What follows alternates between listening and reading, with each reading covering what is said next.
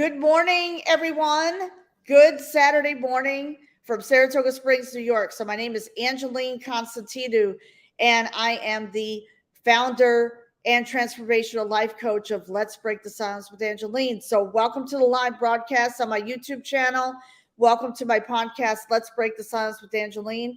Please like and subscribe to my podcast on Anchor FM, Spotify, Google, Apple, and all the other live streams.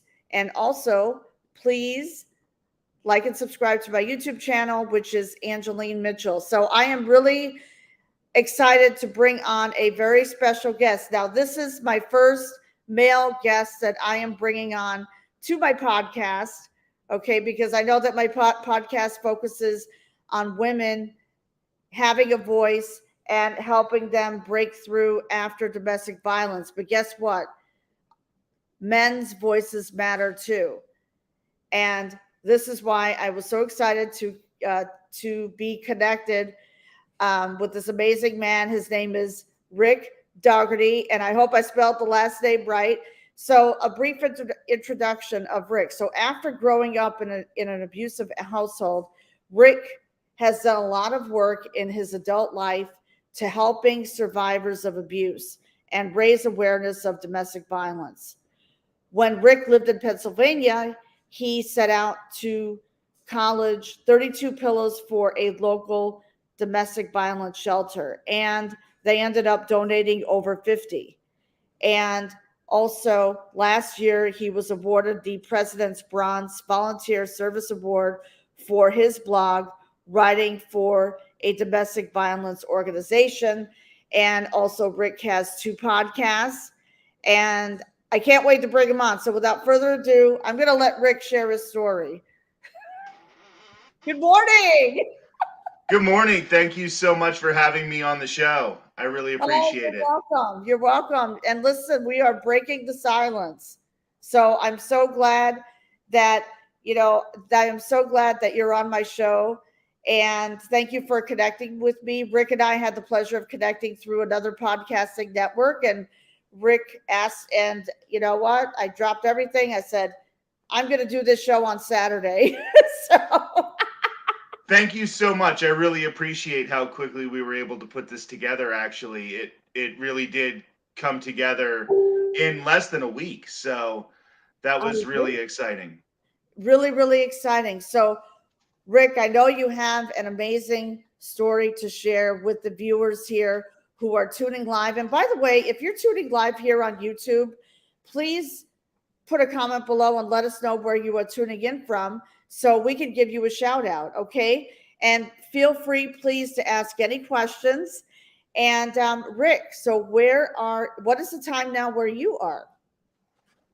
I believe it's the same time as you. It is 11:11, so good luck or make a wish if you are one of those people who does the 11:11 thing. I am in the Saint Petersburg area of Florida. I'm in Pinellas County, Florida. That will come into play a little bit later in my story. And that is where I am at the moment right now. And that's amazing because I had a great aunt who lived in Clearwater, Florida, and she went to go live with the Lord, long, long time ago.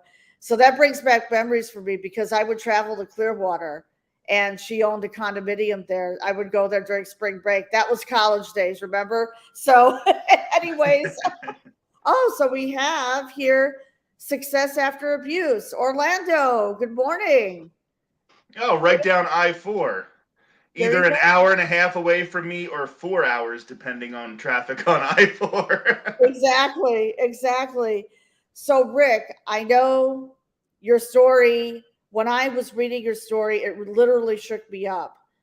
And you have an amazing story to share. So, who is Rick?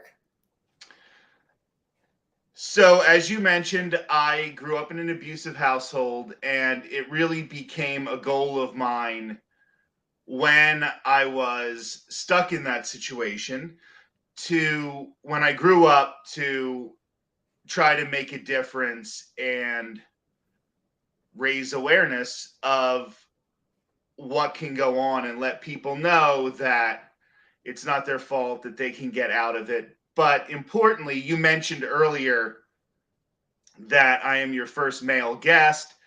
And one of the things that I wanted to show was that as an athlete, like I was an athlete in high school when a lot of this was happening. It was still happening when I was in high school.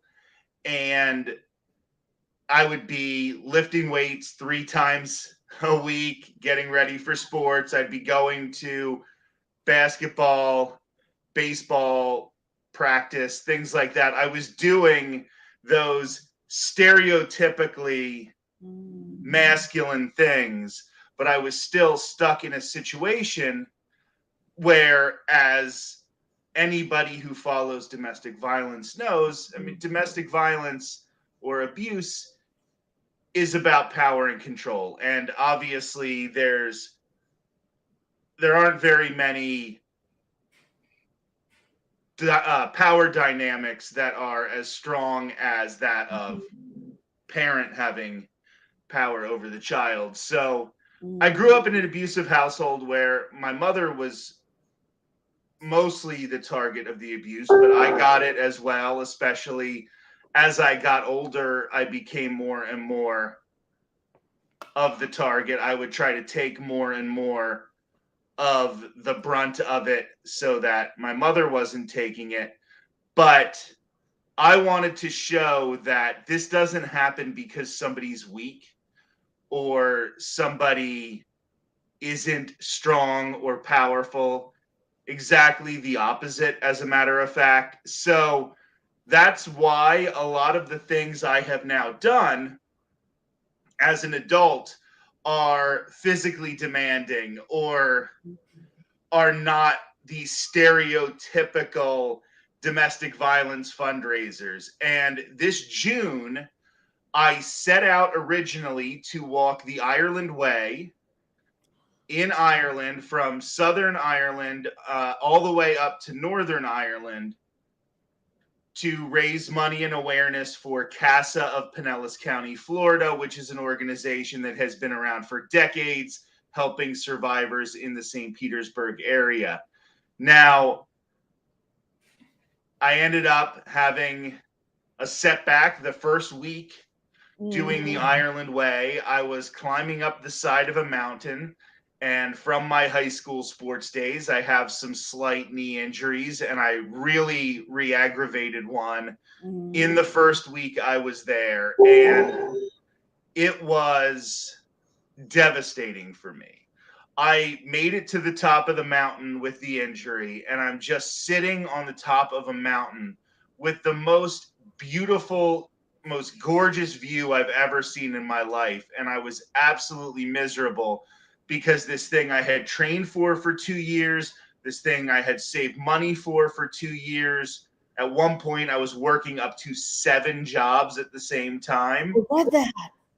And I saw it all crashing down around me. I saw all of this stuff. And of course, I was raising money for a charity. So I had told everybody. So everybody knew I was doing this thing.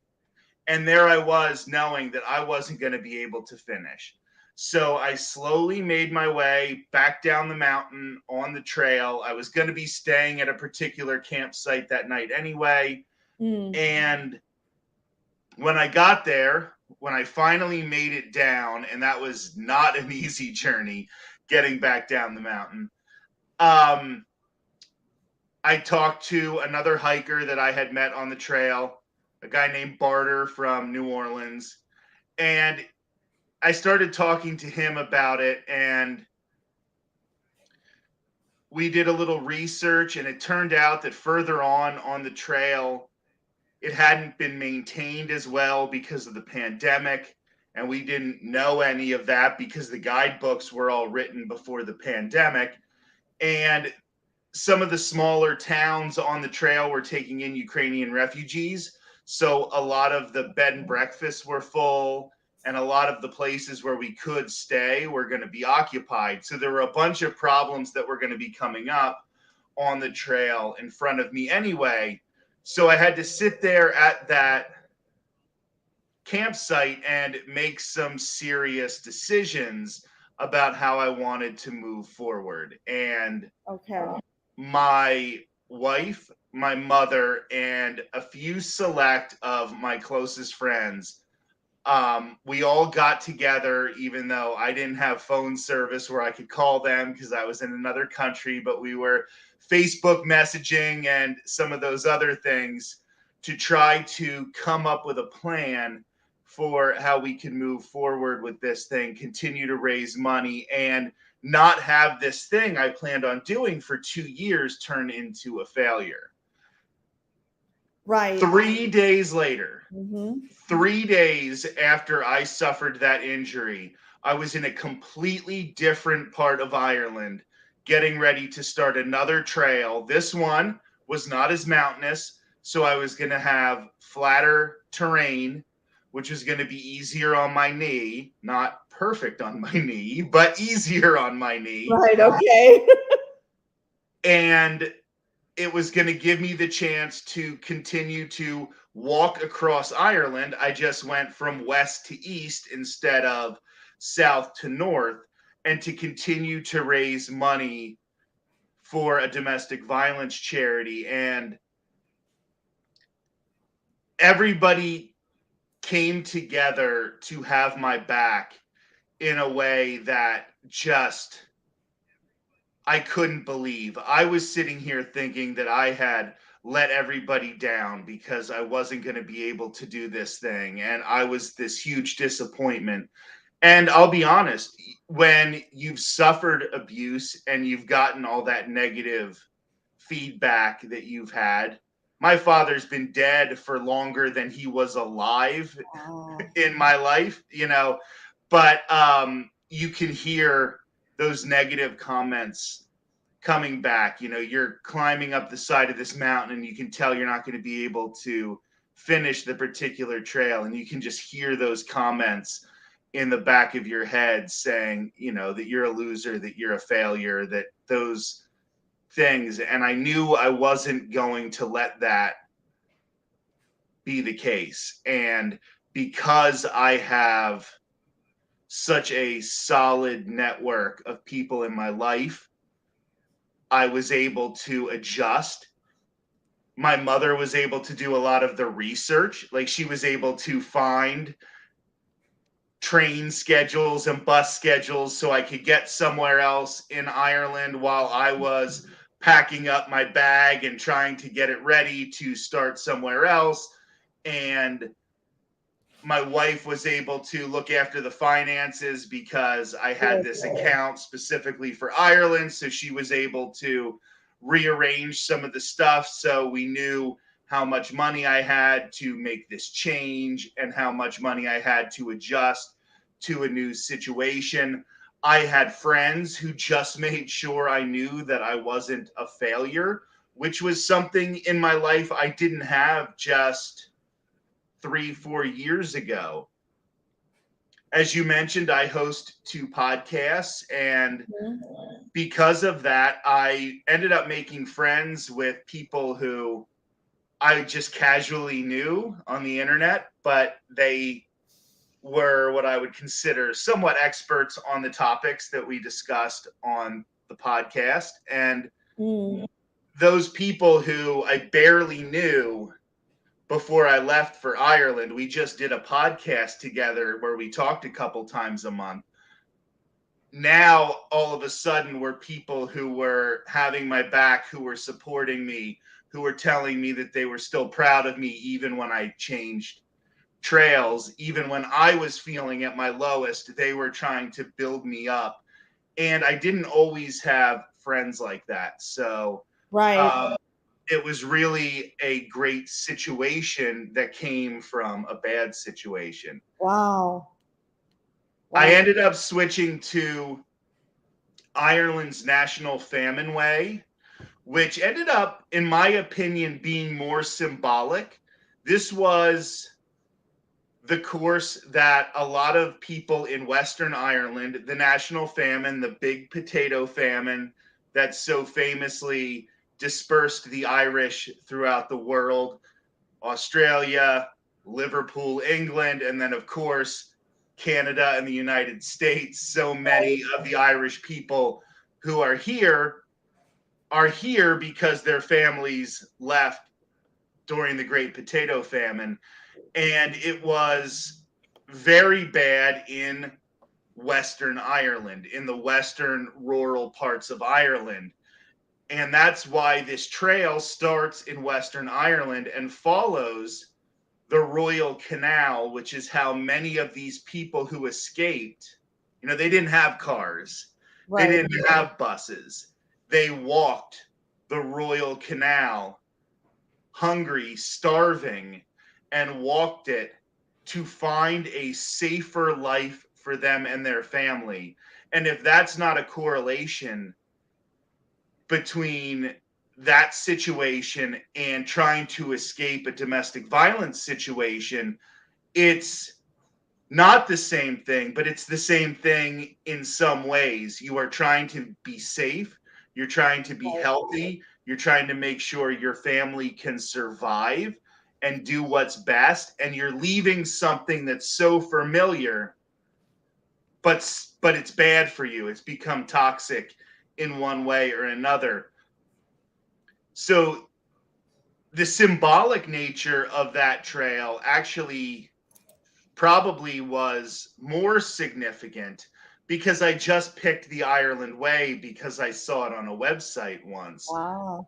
But this one that we didn't even know existed 4 days earlier, and now I'm starting to walk it, ended up being the perfect course for me, the perfect trail for me. That's amazing. Oh my God, what a journey. What a journey. And we have Angela here. Angela Crum. Hi, Angela. Hi, you all been following Rick's Ireland trip. You see that? Yes. So I appreciate her mentioning that. So, Angela, thank you for saying that. I have been posting videos every Monday from my Ireland journey. It started on August 1st, which was a Monday. It happened to be the first day of August was a Monday, and the last day of October was a Monday. So for 14 straight weeks, I've been posting videos from Ireland. Well, first the Ireland Way, and then as I moved over to Ireland's National Famine Way on the Tall Guy Talks Travel with Rick Dougherty YouTube channel. Yes. And there have been, I know I sent the link for the first one to my aunt who still lives in Pennsylvania. I'm from Pennsylvania originally. And she watched it and she said, well, I'm never going to watch another one because that one was so sad, but it was really interesting. And I'm like, no, it's only the first one that's sad. Watch the rest of them. I promise. Thank you so much, Grace. Grace O'Connor said that she's inspired by Rick's resilience and perseverance. And I really, really appreciate that. It's those qualities like resilience and perseverance, which are so prevalent in survivors of abuse. And that's why I wasn't going to quit on this thing, because there's so many harder things than picking another trail and just walking. Like, even when it hurts, all you're doing is walking. So exactly. You can do it if you remember what other people are dealing with and how they're trying to get out of these bad situations. But I definitely appreciate that, Grace. Thank you, Grace. And thank you so much for tuning in to today's live broadcast. And I am inspired by Rick's resilience and perseverance too. Oh my God, what a journey and a walk. Oh, hi, Teresa. Good morning from Jacksonville. And Angela, she's been following Rick's Ireland trip. You see this? People are watching us. I really, really appreciate it, everybody who is tuning into this. I think I should probably plug the fundraiser for CASA, because we do have some people and we set up our own link. We actually worked with CASA of Pinellas County to set up our own link so that there are no processing fees and there are no middlemen. So every single dollar goes directly to CASA.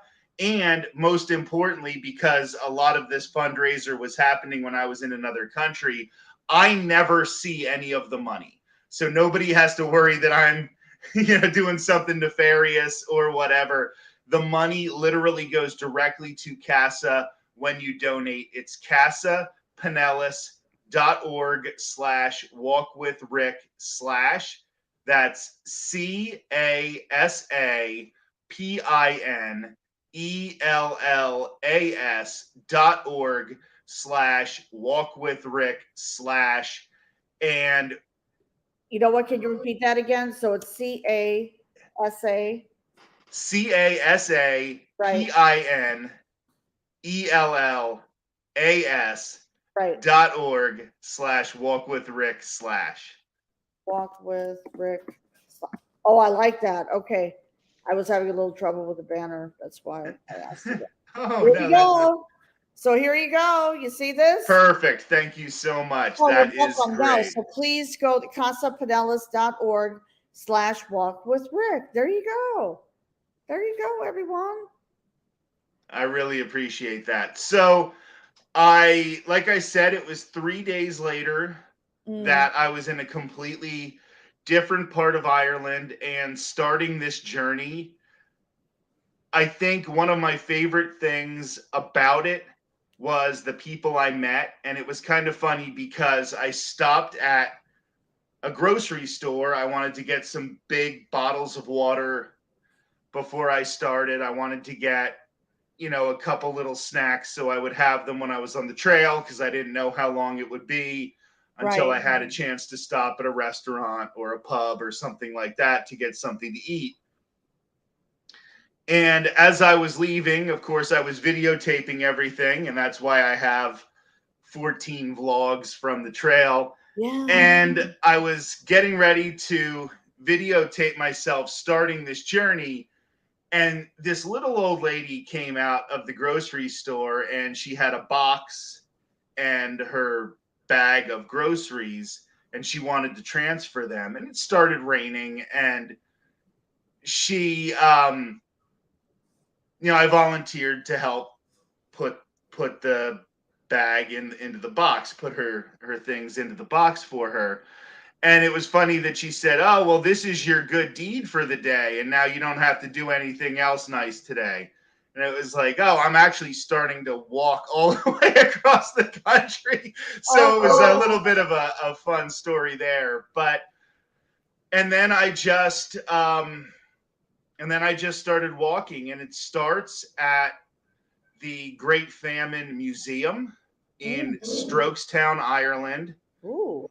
And I just started walking, and it took me a little while to finish the trail. I ended in downtown Dublin at the Famine Memorial, which is in downtown Dublin, which exists where the boats would pick up these people and take them all over the world to their new homes. Right. And by the end of it, yes, that knee was still hurting, and I had met so many amazing people. I had dealt with problems on the trail. I had dealt with great moments on the trail. And it was just a really, really incredible experience for me. Wow.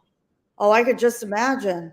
What an incredible experience and journey. Oh my God. And to be able to overcome. And you have, there's a comment here that I want to, right here is, this is coming from Candace. So is your family okay with you talking about this? I was abused, but my family would be embarrassed. So that's a good question. Candace, that's a very good question. Half of my family is incredibly proud of me and is very, very supportive of me.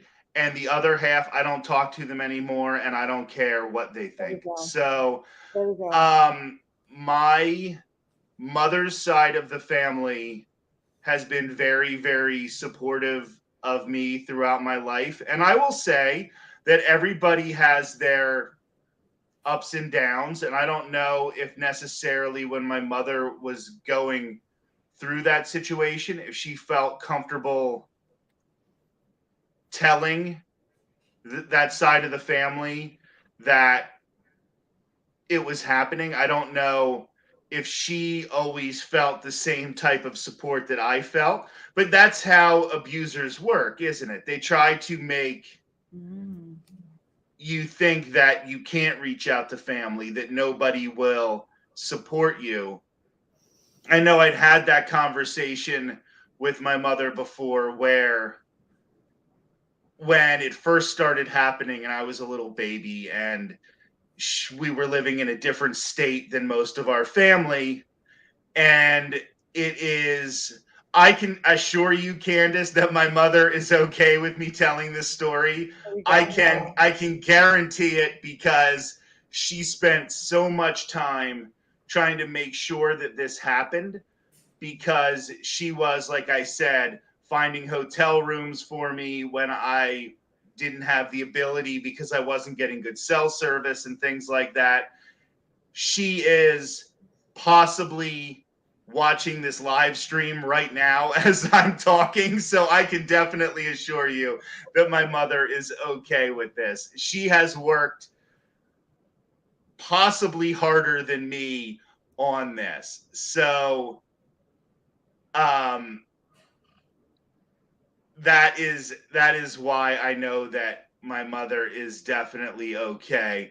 When it came to my mother being in a different state and me being a little baby, and some of these situations where she felt alone and she felt like she couldn't go to her family, and she would get upset about that, and now she thinks, I could have she's like, I could have called my father at any moment and he would have gotten in his car. I could have called my sister and she would have been there in an hour and a half and would have picked me up, no questions asked. But what happens is the abuser is there to tell you that that's not going to happen. And that's one of the reasons we do try to break the silence on these situations. We try to let people know that there are people there who have your back.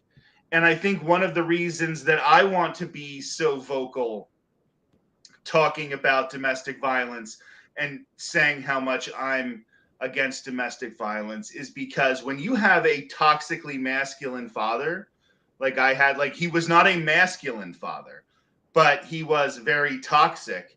And when you have that, when you grow up, you don't have a lot of male friends. I have my best friend, Matt, and Matt is absolutely, like, I know he has my back no matter what happens.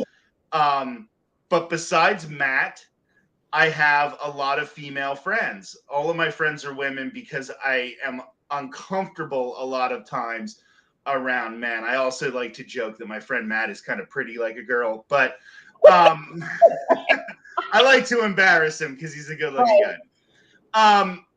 So I want my female friends to know that if they ever get into a situation like this, that however far Google Maps says their house is how long it will take me to get there if they need me.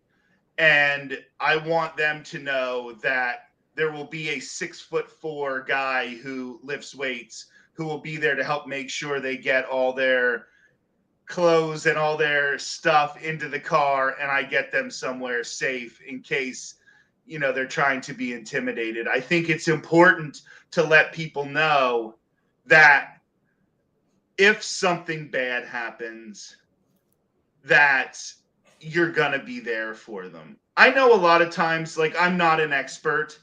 I experienced something, but I didn't go to college for this. I went to college. I didn't go to college for this. And I'm not an expert in a lot of ways, but when people ask me for advice, if they say, I have a friend who's suffering from abuse, or my daughter's in this abusive relationship and I don't know what to do, I don't know how to get her out, I always say what I would do. I don't give people advice, but I say what I would do in that situation is I would not tell her what to do. I would let her know that whatever decision she made, I was there to support it. Right. Even if I didn't agree with it, I would support it. So if she went back to him, I don't want to say, that's stupid. What are you doing? You can't do that. Because if I do that, then she's going to question whether I'm there for her if she's in a situation where she finally does decide to leave.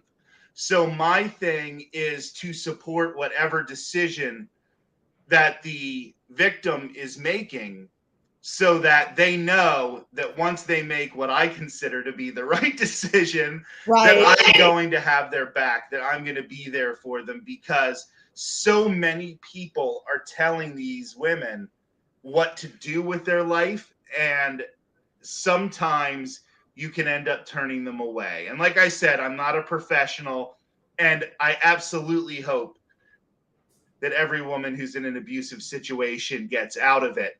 But I understand, and I think we all know that sometimes they will go back 1, 2, 3 times, and you can't give up on them, because if you give up on them, then they're definitely going to be stuck on the situation. But if you're there for them and you support them, even through bad situations, even when you think that you're doing, like Success After Abuse says, it is stupid though. Yeah, maybe it is stupid, and I agree. Mm-hmm. But you have to, if you tell them it's stupid, then they're not going to trust you, and they're not going to want to, I agree, come see you. So that is what I want. I want women to know that if they are in a bad situation, that they can come to me and I will be there to support them. Good. That's awesome. Now, Candace has another question. Did your mom go back?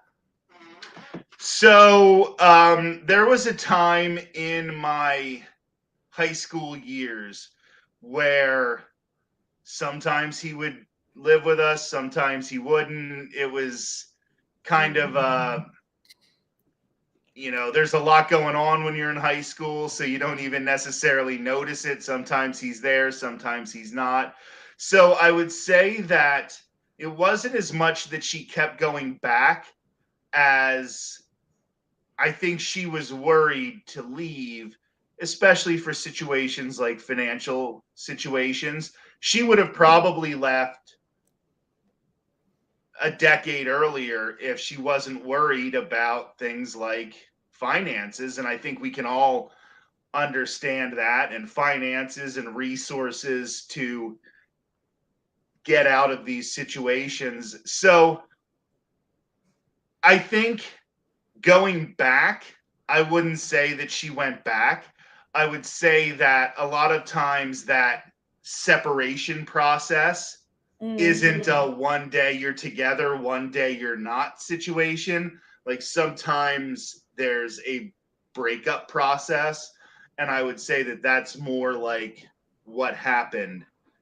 And my mother is way more forgiving about the situation than I am. I think she understands that like my father had some serious problems, and she's a little more forgiving of that situation than me. And I don't think that she has the animosity. But I will also say that, and then my father died, and then my mother got remarried, and that man was abusive as well. She did not take that for as long. So yeah, she learned from the first one. That's why. Yeah, you learn from the first one, and it definitely gets easier to make that decision once you've made it the first time, I think. Exactly. And your mom, knew the signs. So she took ownership and she took the bull by the horns and didn't stay in the marriage, which is good on your mom's part. I was an adult not living with her anymore, so she didn't have to worry about supporting a kid anymore. She could just leave because she could take responsibility of her own finances. Like, if she was going to be either A, homeless, or be in an abusive relationship, she didn't have to worry about her kid being homeless or being in an abusive relationship. She could make that decision for herself without having to worry about me, which probably made it a lot easier as well. Exactly. I want to address something. Okay. I understand what Candace sees. Your family okay? Okay. I was abused too. Now, I was abused by my ex-husband. Okay. And one of the reasons why I started this podcast 3 years ago was to break the silence on domestic abuse, because this issue, I feel, is still shoved under the carpet. Okay. And being that, I've shared my story on my podcast. So please go and check out my podcast and like and subscribe. I mean, I was married for 23 years to who I thought was going to be the love of my life. But behind closed doors, it wasn't like that. And we were making 6-figure income in New York City, living the life, and the story goes on. But anyways, I broke free, but I don't worry about what other people think of me. And I think a lot of women and men too may fall into this trap. They're afraid to share their story. So what would you, Rick, I would just like to shed some light on this. Like, what would you say about that? Because I don't worry about other people's opinions, okay? That's not your reality, okay? And if you have been in an abusive situation, the first thing to do is to take ownership, okay? So what would you suggest and recommend for someone who's afraid to share their story? Because the more we break the silence on this, the more awareness that we bring out. And I can see what you've done in your journey, and I admire your resilience and perseverance, like Grace said over here. So what would you recommend? So unlike you, I am definitely a person who cares what other people think. You talk about, oh, is your mother okay with you talking about this? I think she cares way less about what other people think about her situation, about her life, than I care about it. I am a person who does actually worry about that, but I want to say, and I want to come out and say that it does not mean you're weak. A lot of men who were abused as a child, when they grow up, don't want to talk about it because they're afraid it makes them seem weak, or it makes them feel like they weren't strong, that this other person had control over them. And I want to say that's not the case. My motivation was to say, for all of those people who might be embarrassed about it, don't be embarrassed about it. It's that person's fault. It was my father's fault, and it's nobody else's fault. And that's why you say, is your family okay with it? Well, my mother's side of the family has no reason not to be okay with it, because none of them did anything wrong. And my father's side of the family, I'm going to keep it G-rated here, but I don't give a backside about it. Right.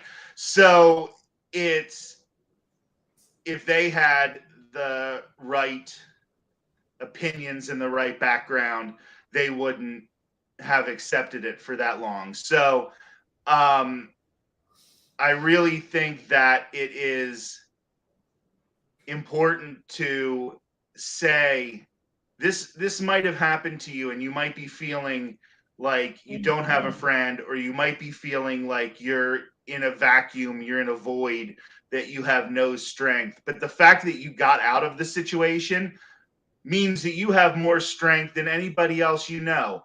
And if you're still stuck in the situation and you haven't gotten out yet, you're enduring something that nobody else in your life could. So you're already showing that you are strong enough to actually get out of the situation because you've lived in the situation. So it is a complete misnomer that people have this happen to them because they are weak. I want to read this comment here. It is better to have people in your life who know you and accept you than people who think you are something else. If your family doesn't want to speak your truth, find a new family. Absolutely. I have had situations with friend relationships in my life where the fact that I was abused made them uncomfortable. And I would talk about abuse. I had a friend who started dating a woman, and she said that I didn't have the right to talk about child abuse because I had never had kids. And I didn't know how hard it was to have kids. Now, first of all, I think that's a huge red flag about what's going on with her child. But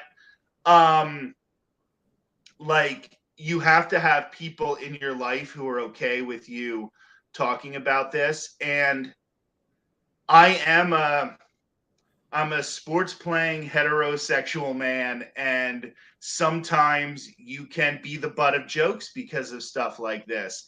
And sometimes I have a hard time when I started my podcast and I reached out to people who weren't necessarily like close friends of mine. And I want to say, oh, I'm going to do this thing to raise money for domestic violence. And then you kind of have to tell these new people in your life that you dealt with this situation.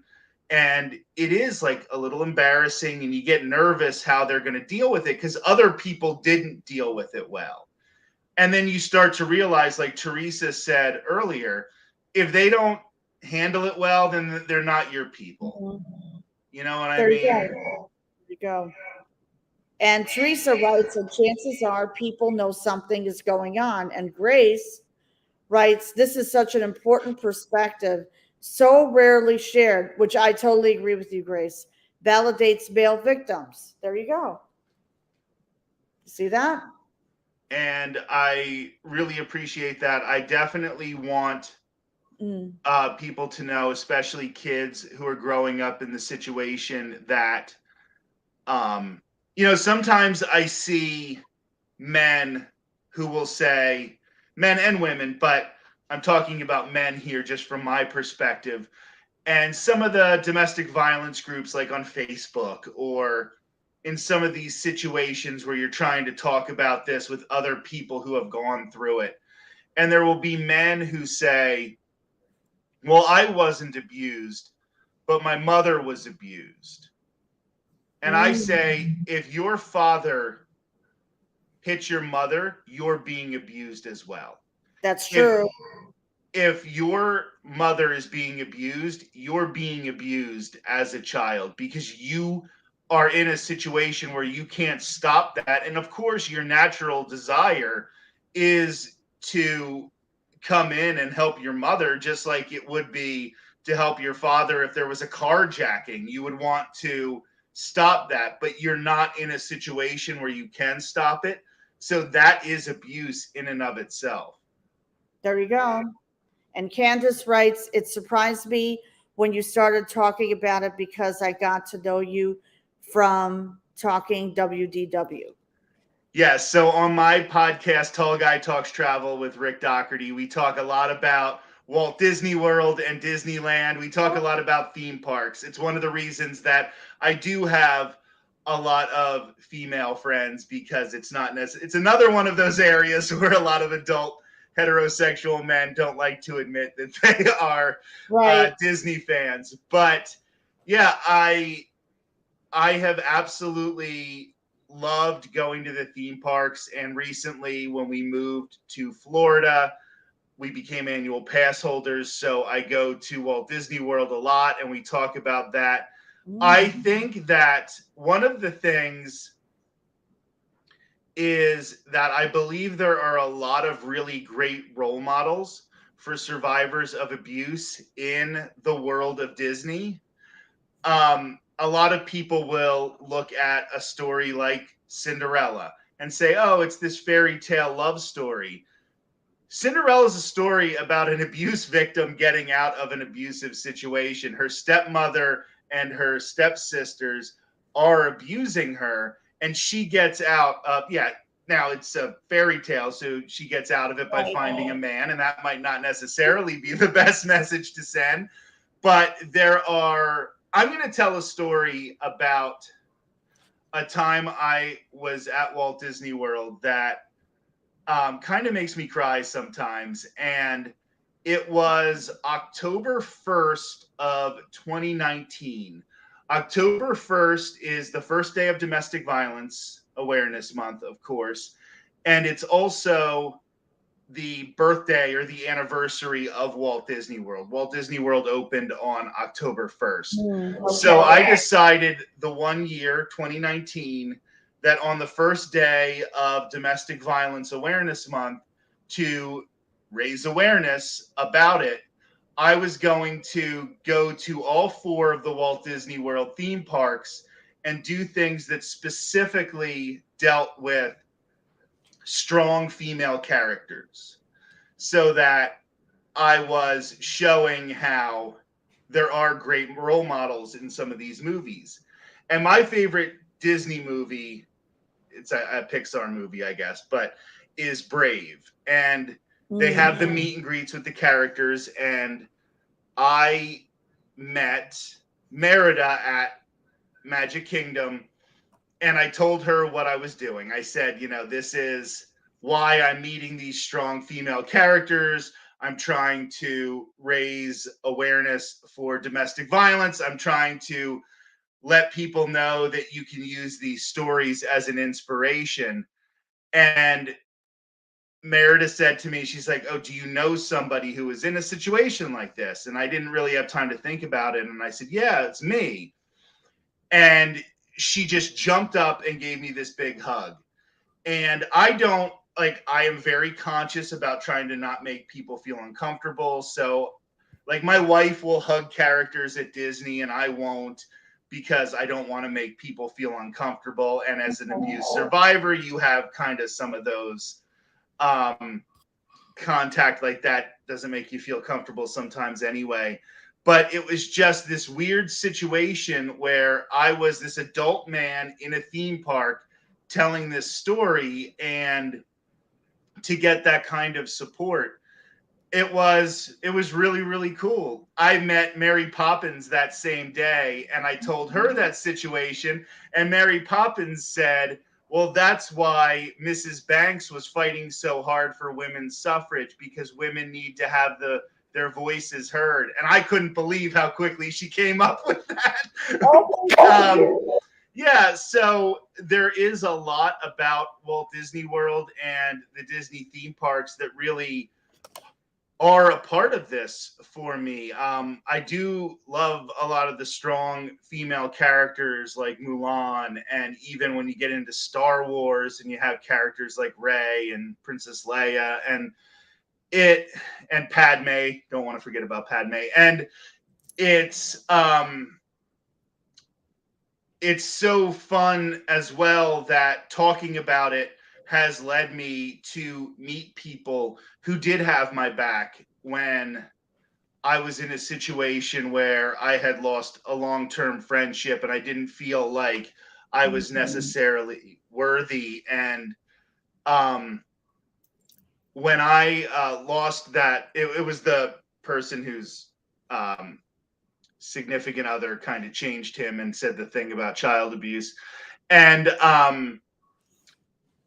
I made the conscious effort, and I think a lot of us who are survivors of abuse have to make this same conscious effort to not hold new people responsible for what other people have done to us. It's so hard to get out there and trust people when you are a survivor of abuse, because, for me, the first people that you're supposed to be able to trust are your parents.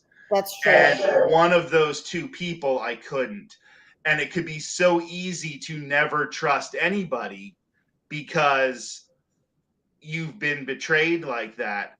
But I try to say that I'm not going to let what he did or what that former friend did, I'm not going to let that cloud my judgment when it comes to new people, because if they burn me for my trust, that's on them. That's not on me. If I put my trust in somebody and they take advantage of it, I'm not the one who's wrong in that situation. It's them. And I'm not going to, like you talk about feeling embarrassed, I'm not going to feel embarrassed about it because I'm the one doing the right thing. I'm the one saying, I'm going to not hold you accountable. I'm going to see red flags better. If I see that you're doing something that doesn't seem right, I'm probably going to notice that a lot earlier, but I'm not going to assume the worst about you just because other people have done that bad to me. Exactly. Exactly. Wow, what a story. That's Rick, I commend you for your perseverance and resilience and bringing awareness of. Hold on one second. Diane writes, maybe you like Disney because of happy endings. That's what Diana writes. I could go into a number of reasons. I know, like, I'm a huge fan of the television show MASH, which has been off the air for almost 40 years now, literally almost 40 years. It's my favorite television show of all time. And I can just sit down and every couple of months, I'll just watch it from start to finish. I'll watch every episode. And I've heard that one of the reasons that survivors of abuse will do that is that we know how it's going to end. It's not even about it being a happy ending. It's just how it's going to end. So you don't have to worry about those surprises. So you'll watch the same shows over and over and over again because it's comfort. I will say that I have been saying this a lot over the course of this when we talk about MASH. And there is probably no, if you want to know, one of the reasons that I'm trying to, break the silence, to go with your phrase, is because I do think there need to be more men in this space listening to women, not just taking up space with their own voice. I know I kind of ramble on a lot, so you're like, well, you're taking up space with your own voice, but there need to be more men listening to women. And Alan Alda, who played Hawkeye on MASH, is probably the greatest example. And if I could set a male role model for myself as somebody who grew up in an abusive household, Alan Alda is one of my inspirations for what I have done because of how he is always fighting for women. He's always trying to listen to women. He has been this really, he played a character who was definitely popular with the ladies, but that doesn't mean he has to be toxic. And there's two different things. And he has just been this huge role model for me for my entire life because he's a man who does things the right way. And one of the reasons that I'm so, you talk about happy endings, but just knowing how that show ends and watching it all the time and getting those positive messages from it, it could be part of it. I also don't watch a lot of the Disney movies, but we went to the theme parks when I was a kid, and it was the only place where I knew my father wasn't going to be abusive, because when we went to the parks, we always had fun, and it was always like a big stress reliever for us. So I'm assuming that probably that's part of it, because it was one of the places that I do feel safe. Thank you, Johnny. Thanks, Angeline and Rick. Great way to live your lives, both Thank of you. you. Thank you for That's sharing. really, that's a really nice thing to say. So I know that I tend to chat on and on, so I apologize about that. I think you were trying to wrap it up, and I just kept going. That's okay. Actually, I love MASH.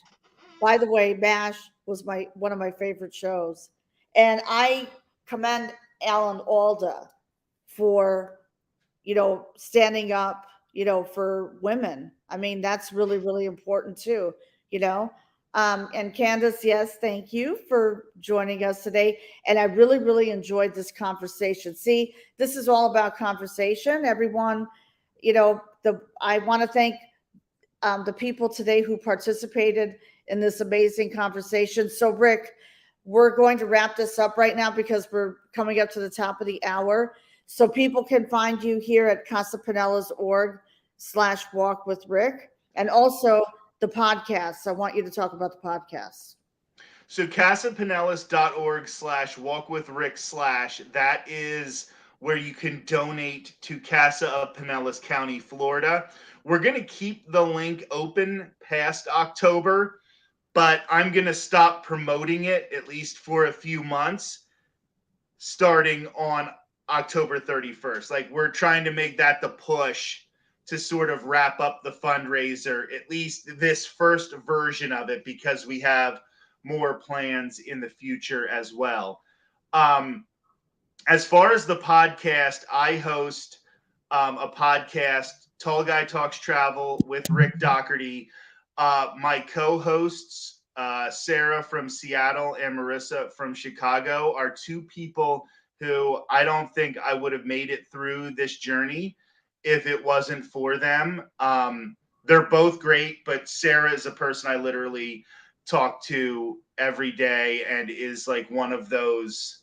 My wife and I are doing a vow renewal next year, and I asked her to be my best ma'am. So it's one of those types of situations. And I talk Disney, we talk Universal, we talk a lot of the theme parks and things like that. But the one thing that I wanted to make sure was that you can find a lot of people in every genre, in every fandom, whether it be sports, whether it be different things. Every fandom has your toxic fans and they have your good fans, and I wanted to make sure that we were putting positive vibes out into the world. So we're always going to be trying to stay positive. Yes, there's some times where we might not agree with something that's happening, but we definitely try to keep it positive, keep it fun.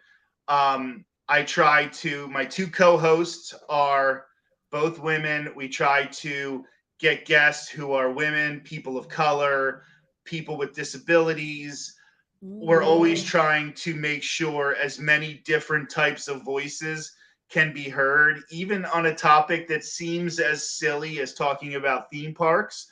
It can really be a gate-kept community where it is hard to hear from people with disabilities, people of color, where a lot of white men suck up the oxygen in the room. So we really do try to open it up to a lot of different people. That's great. I love the podcast, and I'm definitely going to subscribe and check it out. So the Tall Guy Talk Travel podcast on YouTube and the live streams. Now, I know that you are on Twitter, so I would love for the viewers to connect with you on Twitter. At Rick_ear. At Rick_ear. Okay. So if you're wondering what the ear is, that's a lot of ear puns in the Disney community. So it has to do with a company where I used to work. I don't work there anymore, but at Rick_ear on Twitter. And we just have a lot of G-rated fun on there. A lot of times some of the social media stuff can be raunchy, and I'm not saying that I don't enjoy adult, I don't want to say adult movies because that sounds bad, but I don't want to say that I don't have adult interests as well. But we keep the podcast and we keep the social media pretty G-rated so that everybody can enjoy it and not have to worry about stuff like that. And we just try to have fun. That's great. And I am in total agreement with you. So everyone, please follow at Rick_ear on Twitter, and please like and subscribe to Rick's podcast, Tall Guy Talk Travel Podcast on YouTube and the live streams. And for the foundation, CASAPinellas.org/walk with Rick. And I am going to continue to watch your journey, Rick, because you have an incredible story. And today we are coming to the close of this incredible live podcast episode. So right now, this is live on my YouTube channel, which is Angeline Mitchell. And please like and subscribe to my podcast, Let's Break the Silence with Angeline, on Spotify, Google, Apple, and all the other live streams. This will be live on my podcast in 2 weeks. So I cannot wait. Because Rick broke the silence today. And I'm super proud of you, Rick, for your journey. And yeah, I went over one. Oh, yeah. Candace said Angeline went over 100 subscribers. Thank you. Thank you. Standing ovation. And a standing ovation to Rick, too. Keep bringing the fire and keep spreading awareness. Please, because we have a voice. Men have a voice. And today, Rick broke the silence. Thank you so much. And look what happens when you bring a celebrity on your show. You are a celebrity, no doubt about it. What an incredible story. So thank you so much, everyone, for tuning in. This broadcast is coming to a close. I wish you all an amazing day. And thank you so much for being on my show, Rick. Let's hang out a little bit after this broadcast comes to a close. So bye, everyone. Have a great day. And thank you for subscribing to my YouTube channel. Over 100 subscribers. Thank you so much. Have an incredible weekend. Bye.